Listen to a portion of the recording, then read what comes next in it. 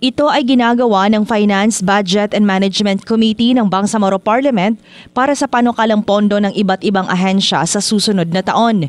Kabilang sa binusisi ay ang proposed budget ng Ministry of Indigenous Peoples Affairs o MIPA, Housing and Settlements Development o MHSD, Transportation and Communication o MOTC, Bangsamoro Commission for the Preservation of Cultural Heritage o BCPCH, Human Rights Commission o BHRC at ang Planning and Development Authority o BPDA.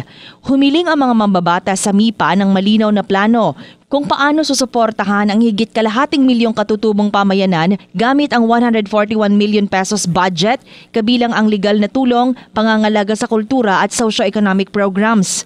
Sa MHSD, 782 million ng 968 million budget ang nakalaan sa pabahay, relokasyon at rehabilitasyon ng mga pamilyang naapektuhan ng sakuna, kasama ang higit 5,000 housing units sa iba't ibang yugto ng konstruksyon.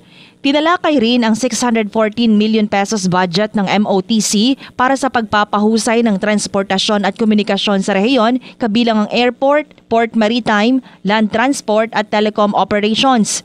Humiling naman ang BCPCH ng 134 million pesos para sa pangangalaga ng kultura at kasaysayan, kabilang ang operasyon ng Sultan Haji Bolkiah Mosque, habang ang BHRC ay humingi ng 160 million para sa proteksyon ng karapatang pantao at legal assistance sa mga mahihirap na komunidad sa BARM. Ipresenta rin ng BPDA ang 168 million pesos proposed budget para sa socio-economic planning at monitoring ng proyekto para masiguro ang koordinasyon ng iba't ibang ministry.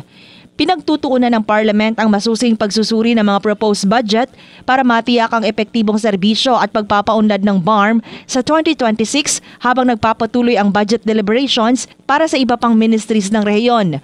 Nitong nakalipas na linggo ay ilang ministries din ang sumailalim sa naturang pagsusuri. Drema Kitayan Bravo, NDBC, Bida Balita.